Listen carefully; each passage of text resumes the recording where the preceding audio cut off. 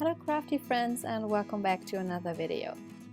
For today's card I am using one of the goodies that I received from Christine from Create a Smile for winning the birthday challenge that they had a couple of weeks ago. And I have to say that I really love the stencil. It's really great quality and was so easy to work with. I am placing the stencil on some watercolor cardstock and adhered with some washi tape. And you could see that I didn't adhere the paper before I began creating the background using different distressings, and that I had to fix that in the beginning because the paper was shifting that much.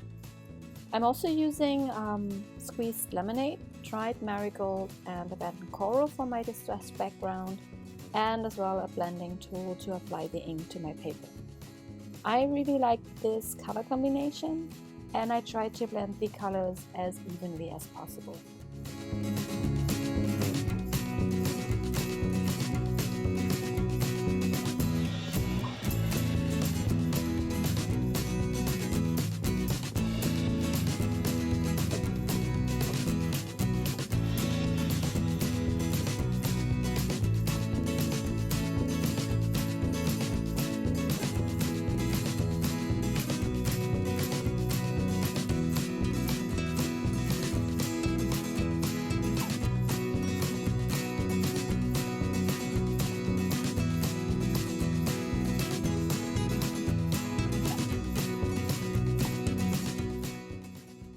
At this moment I decided that I wanted to create a shaker card.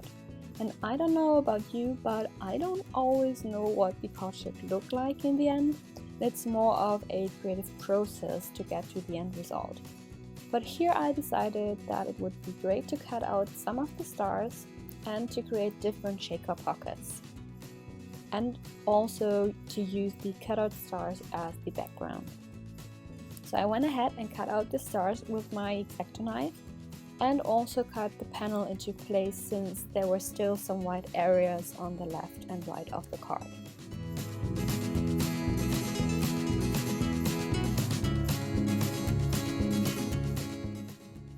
After that, I used the cutout stars as a stencil and traced the shape and position to another card panel so I would know where to place the cutout pieces.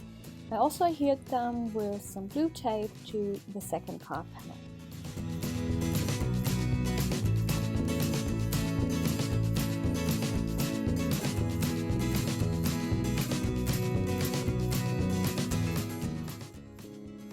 To create the needed dimension for the shaker material, I used some foam tape around all of the stars, and because my foam tape isn't that thick, I had to use 2 layers.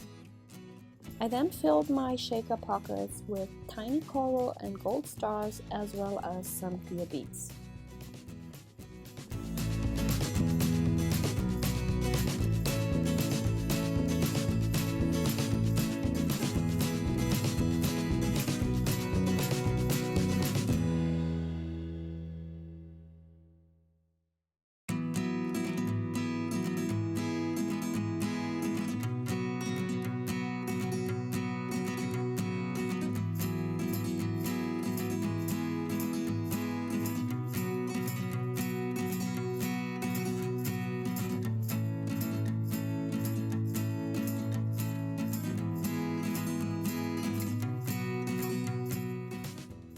And I almost forgot to use acetate on my front panel, which happens to me most of the time.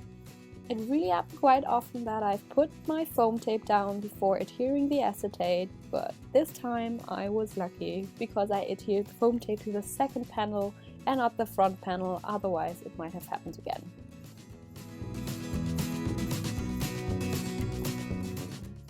To finish up the card, I wanted to include a sentiment on my front panel. For that, I cut down a piece of black cardstock and embossed the sentiment Herzlichen Glückwunsch, which is also by Create a Smile, with white embossing powder by Wow. And I actually had to do the embossing 3 times because the first 2 times there was too much white embossing powder sticking to other areas and you weren't quite able to read the sentiment easily. That's why I always dread white embossing on black cardstock, but I think it looks so beautiful, so I have to do it all the time.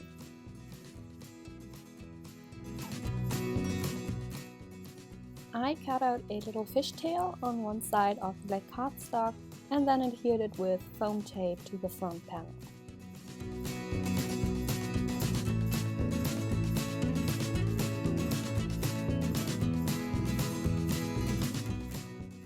I hope you enjoyed this card tutorial, including some of the goodies from Create a Smile, and I hope to see you next time.